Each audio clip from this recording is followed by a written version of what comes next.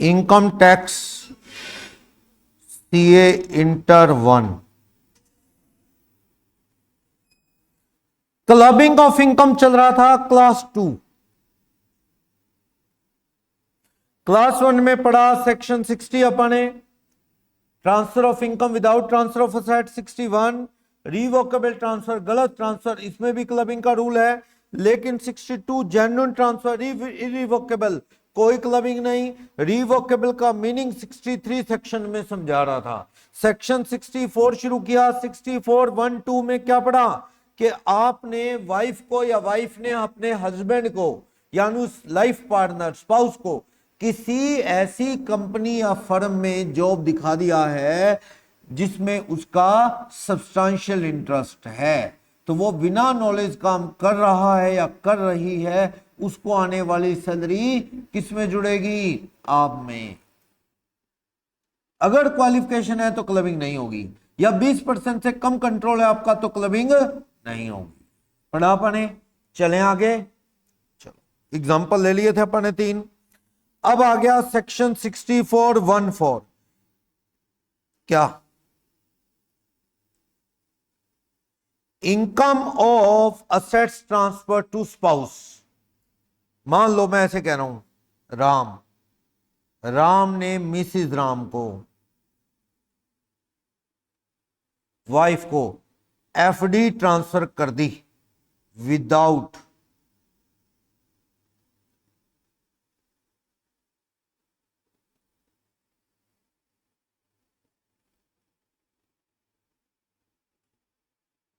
Consideration भी लो तो पूरा लो, और ये कंसीडरेशन पैसे में लेना है। ये Tulsi Chand Kalichand versus commissioner of income tax supreme court ने कहा नेचुरल लव एंड अफेक्शन वाले गिफ्ट नहीं चलेंगे। लव एंड अफेक्शन, वाइफ को उसने एफडी दी, वाइफ को एफडी दे के कहता है जी लव एंड अफेक्शन में वाइफ को गिफ्ट दिया है। कहता वो खुश ही नहीं होती, कहता खुश होगी इतनी ही बहुत है। कहता तो भैया ये लव एंड अफेक्शन वाले गिफ्ट नहीं चलेंगे, इनकम टैक्स लुट जाएगा। इसलिए ये जो ट्रांसफर है ये गलत है। इनकम टैक्स कहता है इस पे क्या लगेंगे? क्लबिंग के रूल। तो ऐसा कुछ याद आ रहा है कि कहीं रूल थे ऐसे, कहां थे? सेक्शन 25 कॉन्ट्रैक्ट एक्ट, याद है 25 सेक्शन था, याद होना चाहिए। सेक्शन 25 के एक्सेप्शन थे।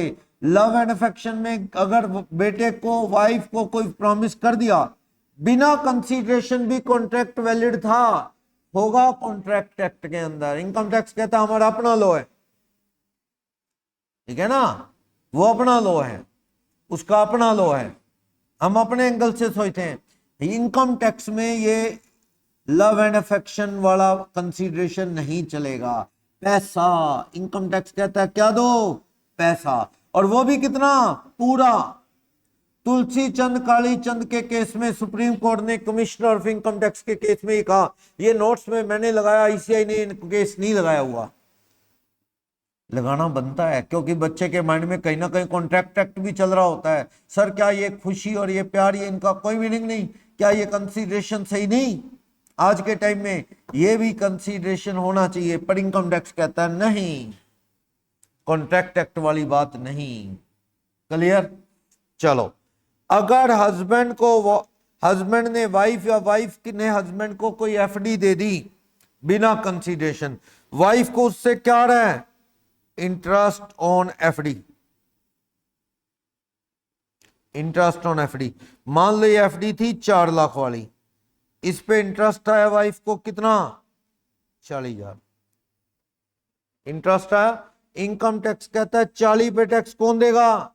क्लबिंग होगी, क्लबिंग ऑफ इनकम। इस पे टैक्स कौन देगा?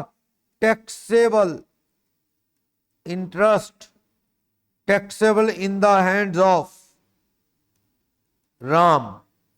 क्लबिंग होगी, 40 पे टैक्स कौन देगा? राम। वो लेडी नहीं, राम देगा। सही है? बोलो। इनकम टैक्स ये कभी नहीं कहता कि भाई राम जाके वाइफ से 40,000 रुपये ले गया, लेके आए ना आए वो कोई मतलब नहीं, हमने तो टैक्स लगाना है, इस 40 पे टैक्स वाइफ नहीं, कौन देगा? हस्बैंड। लेकिन ये बैंक में ही समझदार है, वाइफ लेने गई नहीं पैसे, बैंक में पड़े पड़े एफडी क्या होगी? 4 लाख रुपए की थी, 40 का क्रूड इंटरेस्ट बढ़ के एफडी कितनी होगी? नेक्स्ट ईयर क्या हुआ?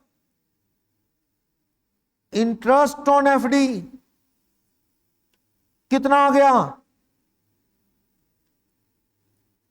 मान लो 10% इंटरेस्ट की रेट है,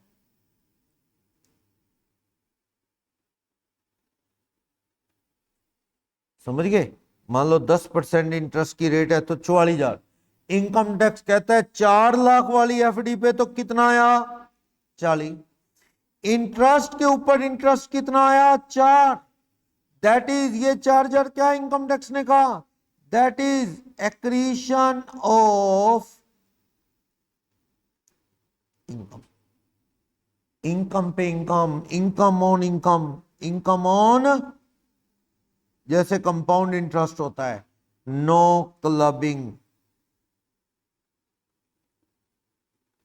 रिक्वायर्ड, कोई क्लबिंग नहीं। लेकिन ओरिजिनल 4 लाख रुपए पे उम्र भर क्या होगी? Clubbing.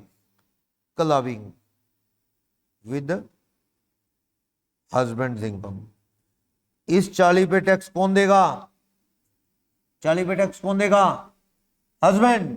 Taxable in the hands of, taxable in the hands of husband.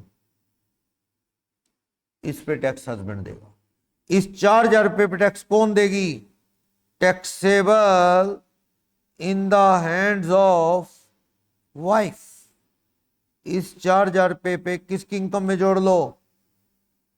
Wife की इनकम। यानी इनकम पे इनकम की क्लबिंग नहीं होती, मैं ये कहना चाहता हूं, ओरिजिनल पैसे पे क्लबिंग होगी बस।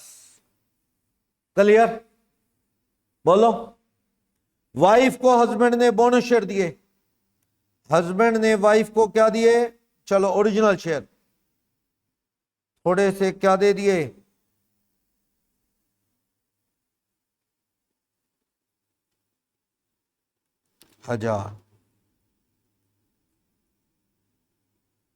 1,000 शेयर हस्बैंड ने वाइफ को दे दिए, 1,000 शेयर। वाइफ को इस पे क्या है? Bonus share 200। उस पे थोड़े दिन बाद बोनस शेयर आ गया, कितना? 200 शेयर। अब वाइफ को डिविडेंड आया ऑन 1,200 शेयर, 1,200 शेयर पे डिविडेंड आ गया, मान लो 2 रुपए पर शेयर, 2,400 रुपए एट द रेट 2 पर शेयर। 2 रुपए पर शेयर कितना? 2,400 ऑन 1,000 शेयर, ऑन 200 शेयर, जो कैसे मिले? Received as bonus.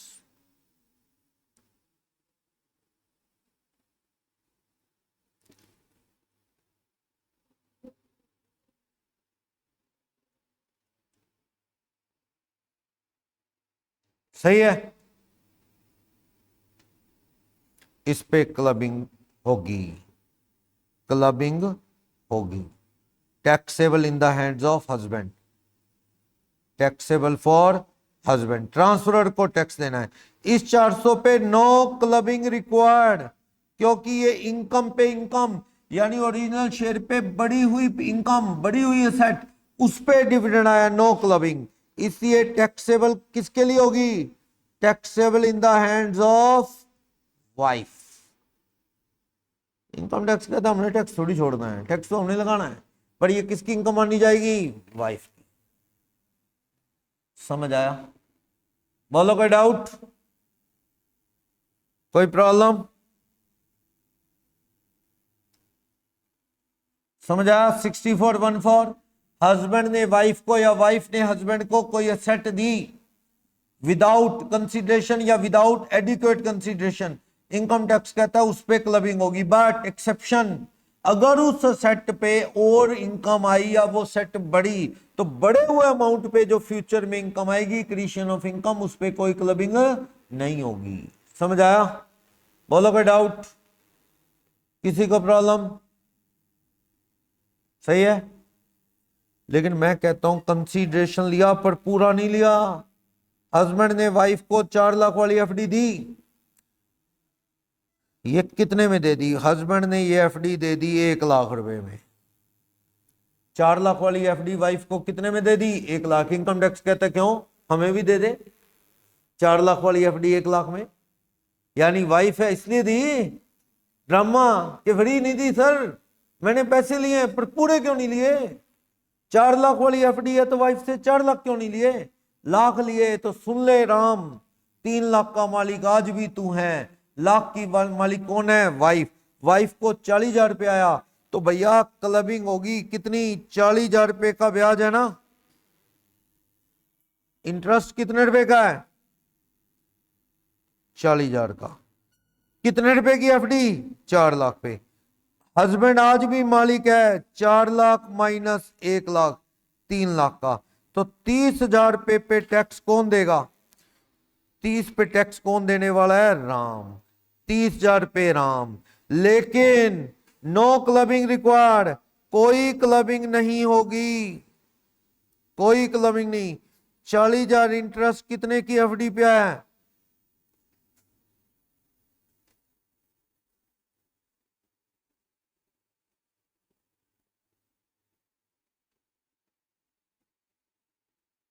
कितने पे? 4 लाख पे। 1 लाख की तो मालिक वाइफ है, लाख रुपए उसने दिए थे, तो 10,000 इंटरेस्ट पे टैक्स कौन देगा? वाइफ। ये 10,000 पे टैक्सेबल कौन टैक्स देगा? Taxable in the hands of wife.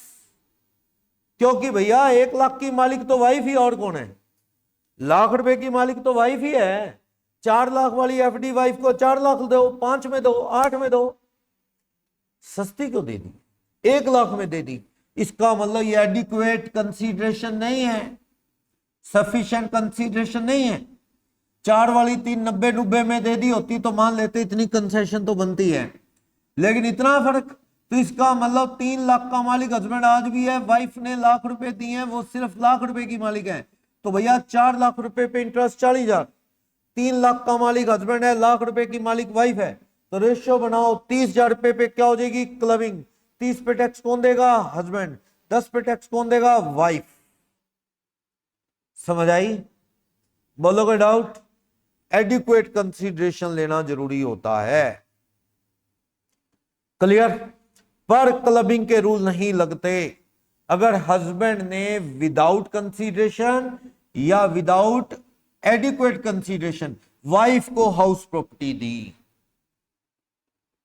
Husband ने वाइफ को पूरे पैसे लिए बिना या कुछ भी लिए बिना वाइफ को हाउस प्रॉपर्टी दी, तो there will be no clubbing required. कोई क्लबिंग करने की जरूरत नहीं। क्यों? मैंने एग्जांपल एफडी का लिया, शेयर का लिया, मैंने हाउस प्रॉपर्टी का एग्जांपल इसीलिए नहीं लिया। हाउस प्रॉपर्टी में कोई क्लबिंग नहीं। क्यों? कौन बताएगा? पढ़ चुके हो हाउस प्रॉपर्टी के चैप्टर में? Yes yes yes yes. कौन क्या मानी जाएगी?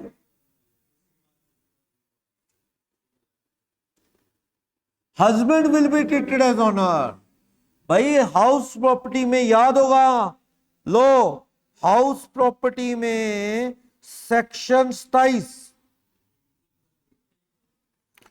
डीम्ड ऑनर लास्ट में पढ़ा था ना, लास्ट सेक्शन हाउस प्रॉपर्टी का।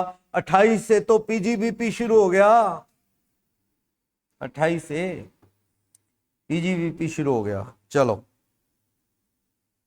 अगर हस्बैंड वाइफ को घर दे दे, हाउस ट्रांसफर कर दे फ्री में विदाउट कंसीडरेशन, तो हाउस प्रॉपर्टी का चैप्टर क्या कहता है? वाइफ को पूरे पैसे लिए बिना या फ्री में अगर प्रॉपर्टी दी, तो then husband will be treated as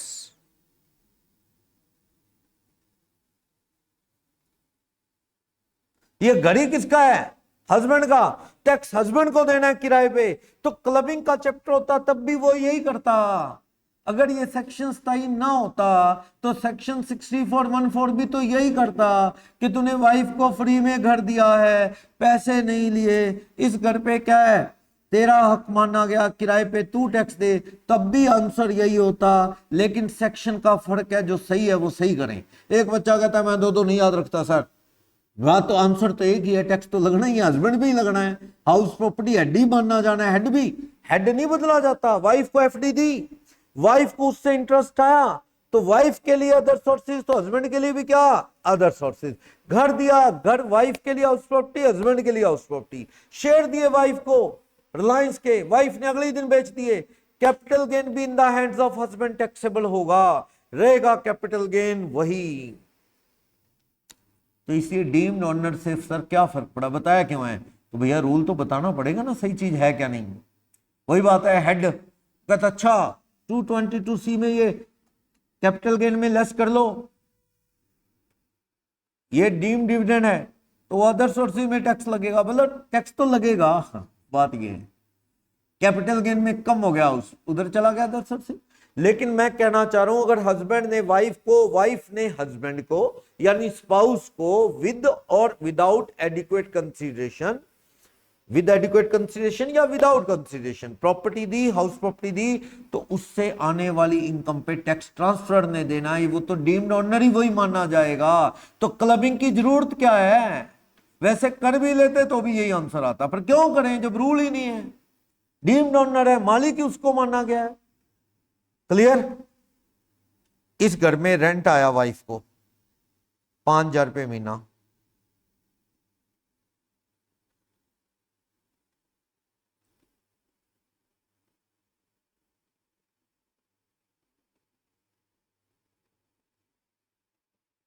₹5,000 महीना रेंट आया, 12 महीने का कितना रेंट आया, 60,000। किस में जुड़ेगा, taxable for husband as his क्या डीम्ड ऑनर, क्योंकि हस्बैंड क्या है इस घर का, डीम्ड ऑनर। क्लबिंग की जरूरत है ना, आपको जी क्लब हो तो रही है, पर वो किसी और सेक्शन में हो रही है, 6414 में नहीं। हस्बैंड 60,000 में क्या करेगा, 60,000 में 30% स्टैच्यूटरी काटेगा, 42,000 पे उसकी इनकम में जुड़ जाएगा स्टैच्यू डिडक्शन काटने के बाद। सुनो यहां तक कोई doubt.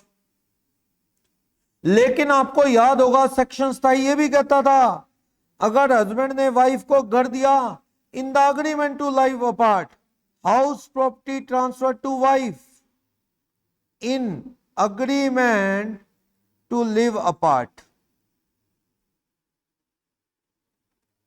then wife will be treated as owner and rent will be taxed in the hands of wife।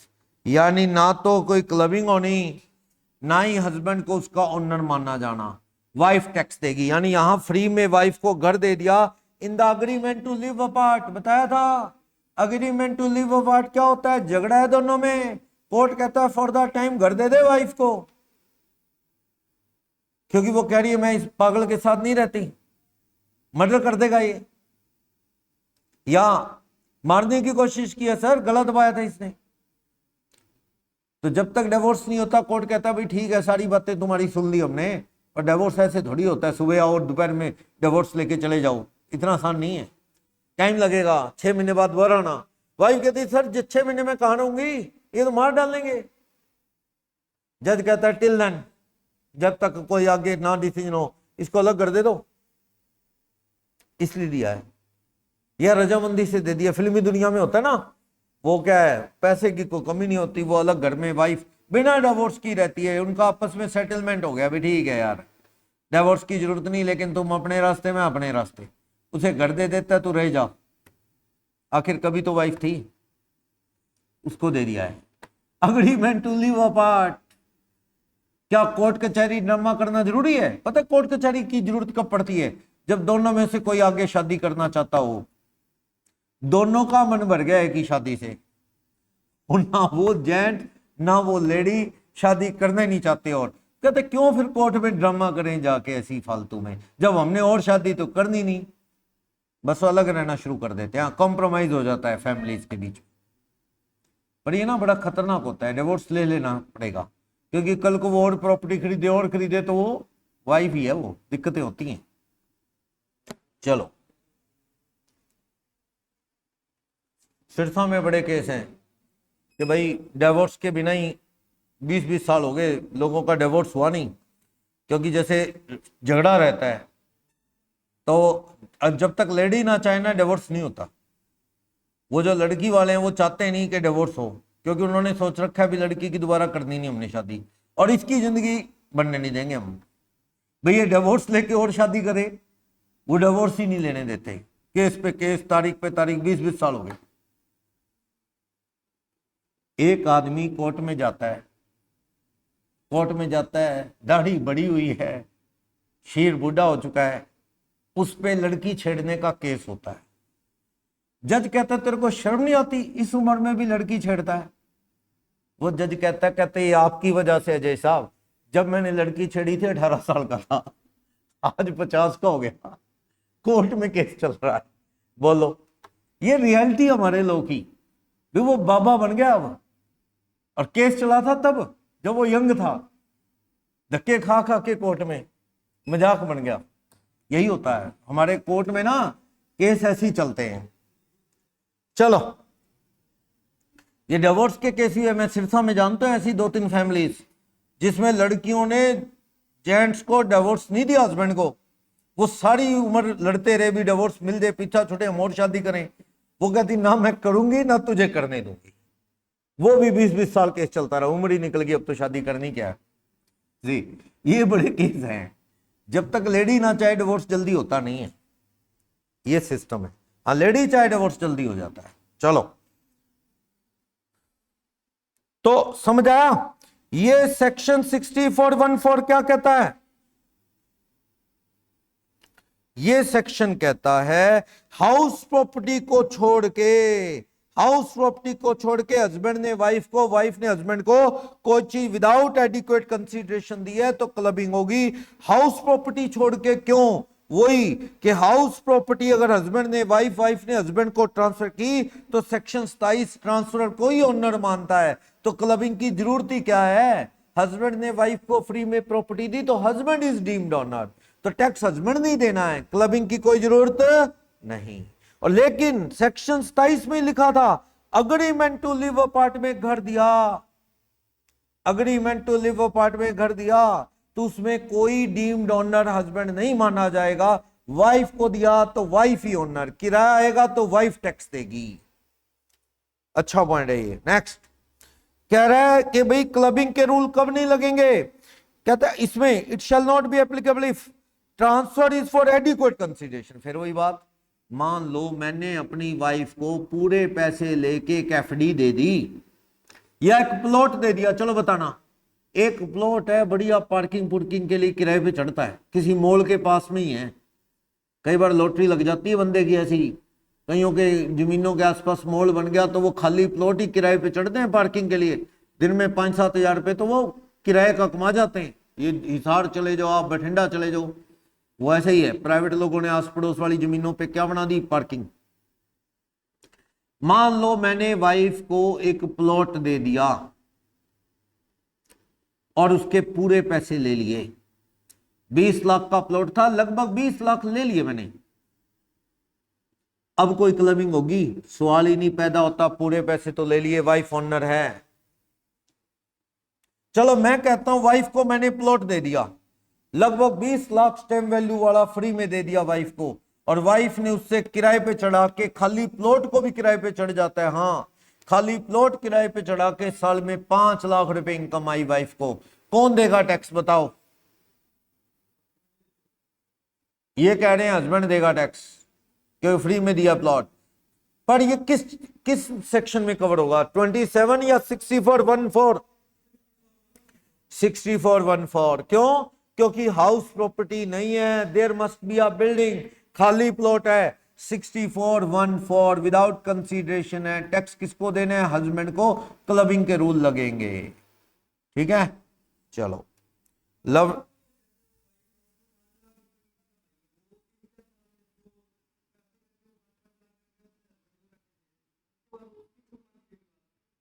कौन सी? वो, अच्छा वो आप कह रहे हो वो पैसे हस्बैंड को बाद में जाके दे दे। समझ गया मैं, बाद में जाके उसका कंसीडरेशन चुका दे और पूरी तरह से उसकी मालिक बन जाए, देन ओके। कंसीडरेशन पे हो गया तो क्लबिंग होनी बंद हो जाएगी।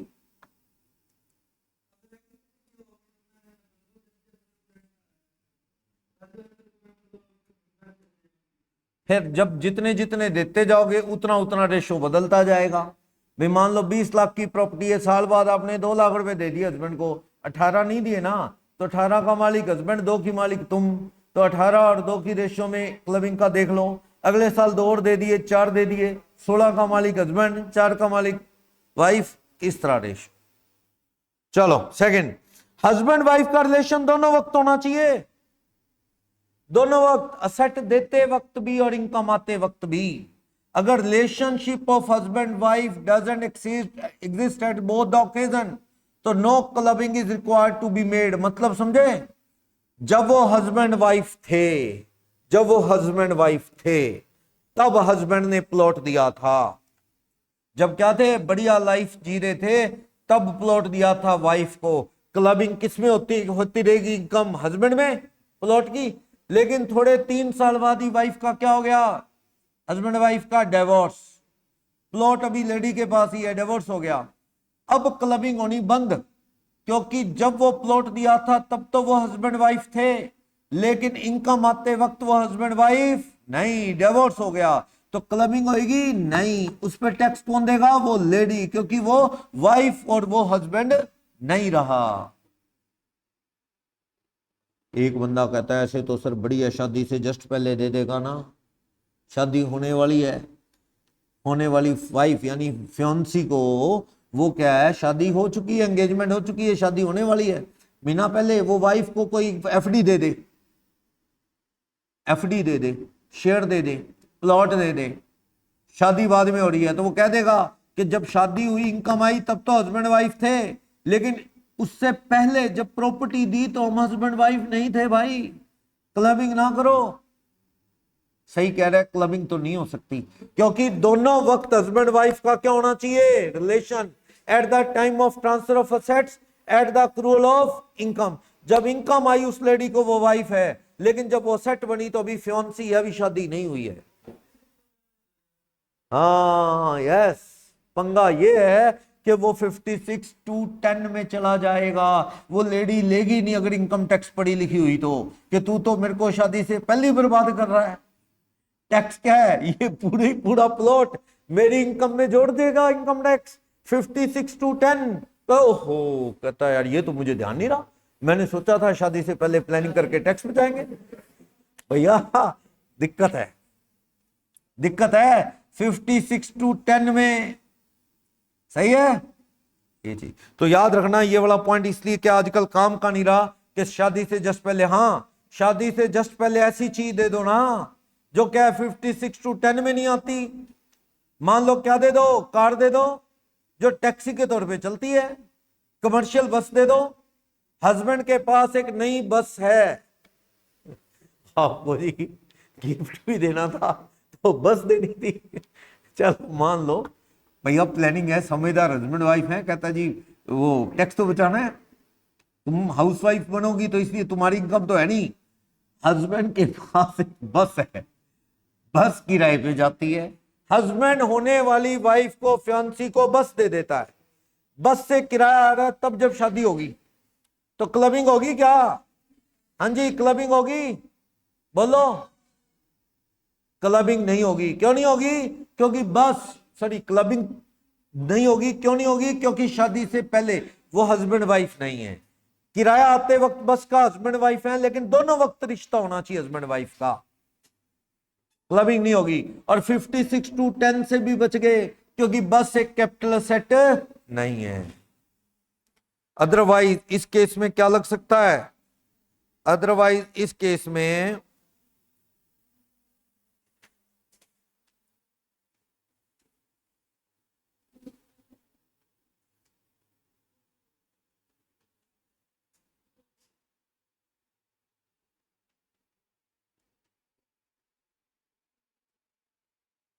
Whole value of asset can be taxed under other sources, under other sources.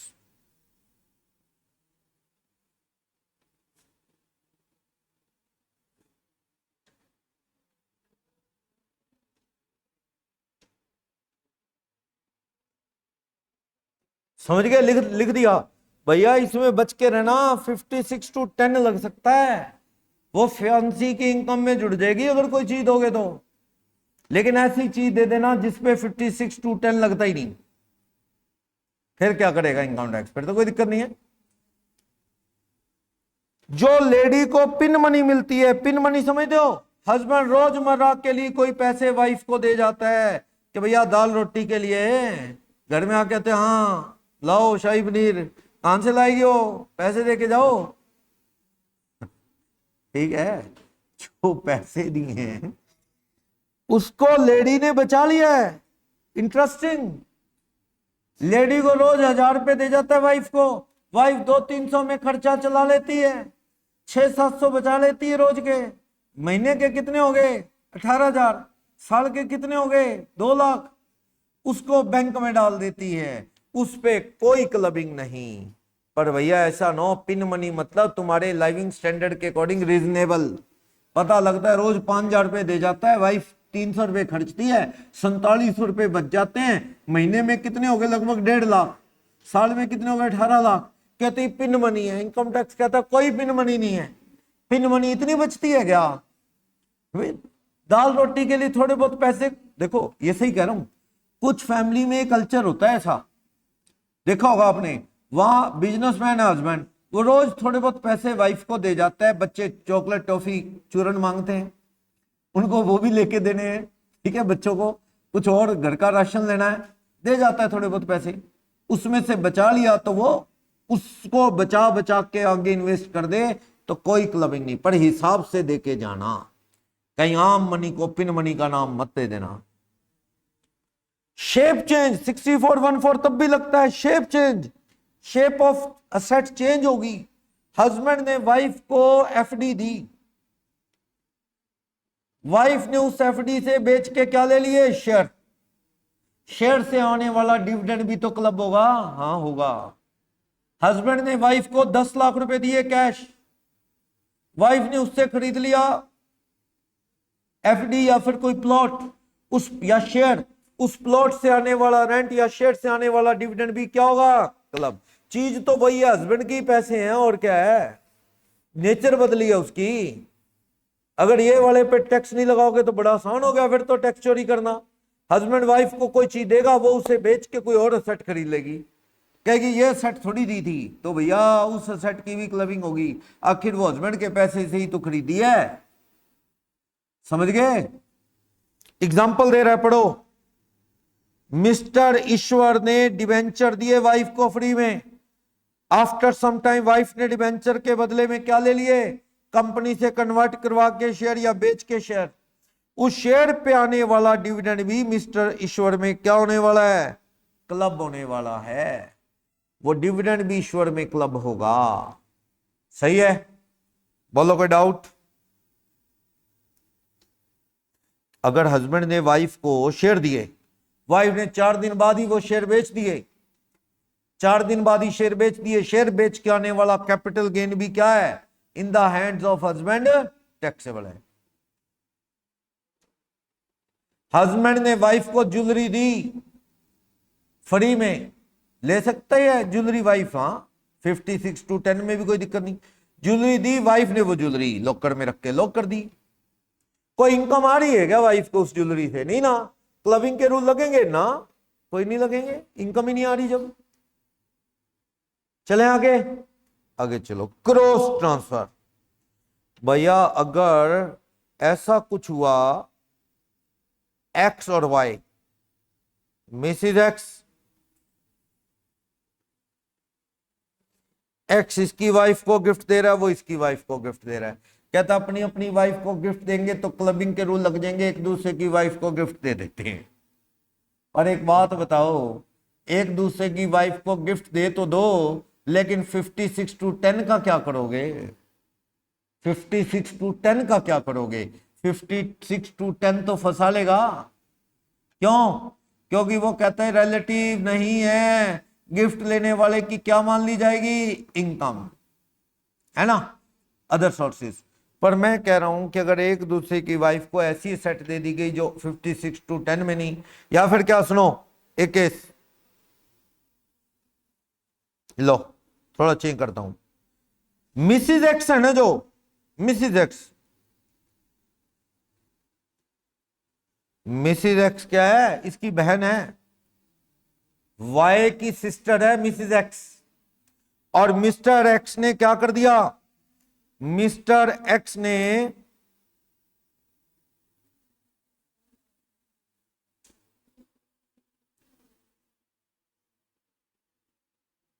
रिश्तेदारियां उलझ जाएंगी थोड़ी सी।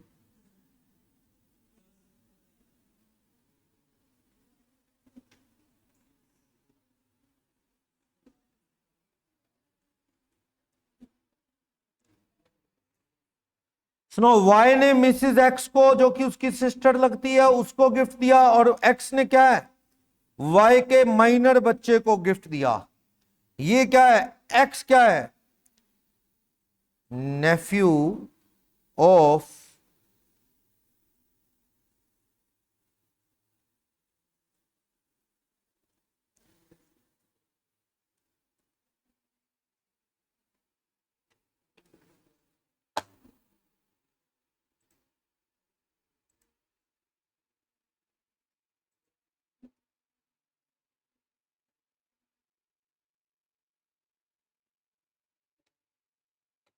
सुनो, देखो भाई, सीधी सी बात है, अगर इस तरह का कोई भी ड्रामा किया है, एक दूसरे के परिवार को गिफ्ट दिया जा रहा है, सीधी बात है, पैसे उससे उधर उससे उधर। ये कह रहा है मेरा भाई गिफ्ट दे रहा है इसलिए 56 to 10 नहीं लगेगा। ये कह रहा है, अंकुर कह रहा है मेरे चाचू लगते हैं, अंकल लगते हैं, अंकल से गिफ्ट है, 56 to 10 से बच गए। ठीक, अब सुनो, अब सुनो, इसने इसको दिया है 5 लाख, इसने इसको दिया है 6 लाख। इससे साफ पता लगता है ये क्रॉस ट्रांसफर है, टैक्स बचाने के लिए, क्योंकि इनकी कहीं ना कहीं रिश्तेदारियां पड़ती हैं। 56 to 10 से बच जाएंगे, क्योंकि अगर रिश्तेदारियां ना पड़े तो फिर तो कोई करेगा ही नहीं ना ऐसे, क्योंकि गिफ्ट लेने वाले को क्या जानी है दिक्कत अदर सोर्सेज में। मैं कह रहा हूं, वो लेडी कह रही है मेरे भाई हैं भाई, और ये अंकुर कह रहा है मेरे चाचू लगते हैं। पैसे एक दूसरे के परिवार को दे दिए, लेने वाले को अदर सोर्सेज भी तंग नहीं कर रहा।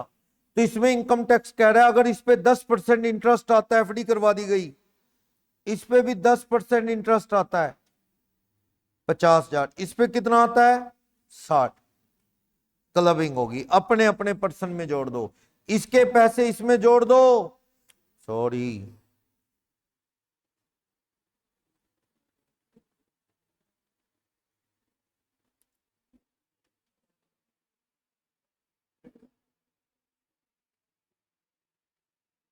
सुनो, क्लबिंग का रूल सुनो।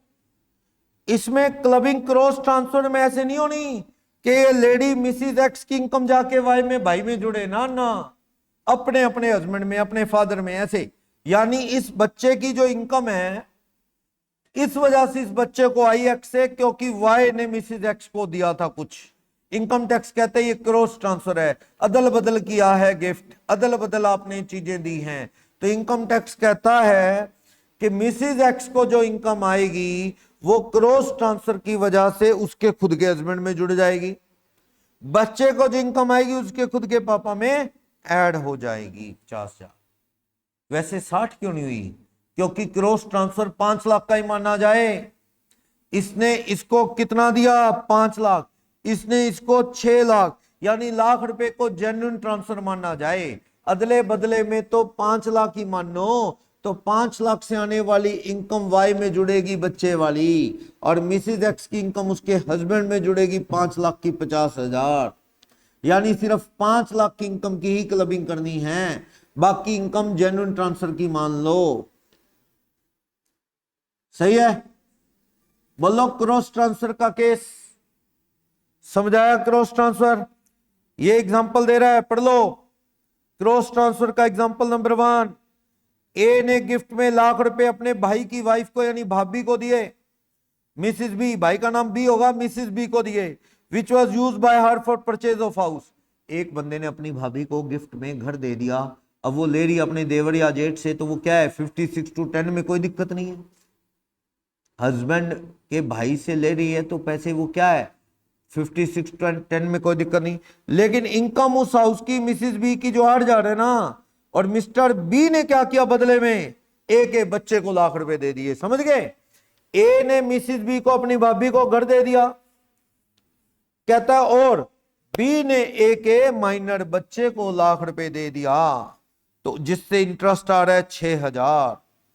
तो भैया अपने अपने पर्सन की इनकम में जोड़ लो। जो मिसिस बी को इनकम आएगी घर की, उस पे टैक्स कौन देगा, मिस्टर बी। और जो बच्चे को इनकम आएगी उस पे टैक्स कौन देगा, मिस्टर ए, उसके फादर जो हैं। क्लबिंग के रूल लगेंगे क्योंकि ये क्रॉस ट्रांसफर है। हाउस प्रॉपर्टी की इनकम किस में जोड़ो, मिस्टर बी में, और इंटरेस्ट की इनकम किस में जोड़ो, एफडी वाली, उसके फादर मिस्टर ए में। क्लबिंग होगी, ये क्रॉस ट्रांसफर है। ये 5,06,000 वाला केस बता चुका हूं अभी अभी। कोर्ट का डिसीजन है, ये केस बड़ा फेमस है, केशव जी मुरारजी का, Keshav ji Murarji versus apex court in CIT. Apex court supreme court को बोलते हैं, अपेक्स कोर्ट सुप्रीम कोर्ट को बोलते हैं। सुप्रीम कोर्ट की जजमेंट है किसमें, Keshav ji Murarji versus commissioner of income tax में। कोर्ट ने कहा क्लबिंग होगी क्रॉस ट्रांसफर में, लेकिन उतने तक की जितने उसने दिए उसके बराबर ही अमाउंट की क्लबिंग होगी। एक ने 5 लाख दी, एक ने 6 लाख, तो 5 वाले की क्लबिंग उसके अपने हस्बैंड में, 6 लाख नहीं, उधर भी 5 लाख की इनकम उसके अपने फादर में या हस्बैंड में। सुनो केस 3, सुनो केस 3। मिस्टर एस ने क्या किया, मिस्टर एस ने 2 लाख रुपए वाइफ को दिए मिसिज एस को। मिसिज एस ने उस पे घर बना लिया और कहता है उसमें रह रही है वो, ठीक। कह रहा है the transfer deed stipulated that in case of mister S and wife agreeing to live apart property will belong to her absolutely. Agreement था, हस्बैंड ने वाइफ को अलग रहने के अग्रीमेंट में ये प्रॉपर्टी दे दी थी कि तुम रह लो इस घर में जितना चाहो, तुम उम्र भर तुम्हारी है। तो इससे जो किराया आएगा टैक्स कौन देगा, वो लेडी। डीम्ड ऑनर का सेक्शन 27 नहीं लगना, इसमें ऑनर वाइफ को ही माना जाए, हस्बैंड में कुछ नहीं जुड़ेगा। क्लियर? अब इसमें लॉस आ गया, हस्बैंड ने वाइफ को पैसे दिए, घर दिया, उस पे लॉस आ गया, तो लॉस की भी क्लबिंग होगी? हाँ होगी। इनकम मींस पॉजिटिव इनकम या नेगेटिव इनकम। लॉस है तो भी कोई दिक्कत नहीं, लॉस की भी क्या हो जानी है, क्लबिंग हो जानी है। लॉस भी क्लब होना है, इसमें कोई दिक्कत वाली बात नहीं। क्लियर? बोलो कोई डाउट? कर लोगे क्लबिंग रूल? कल कंटिन्यू करते हैं, कल मोस्ट प्रोबेबली ये चैप्टर खत्म है। मतलब इसके बाद एक आधा चैप्टर बड़ा है, बाकी ऐसे ही है, बस 6-7 चैप्टर में से छोटी छोटी क्लास के हैं, ज्यादा नहीं।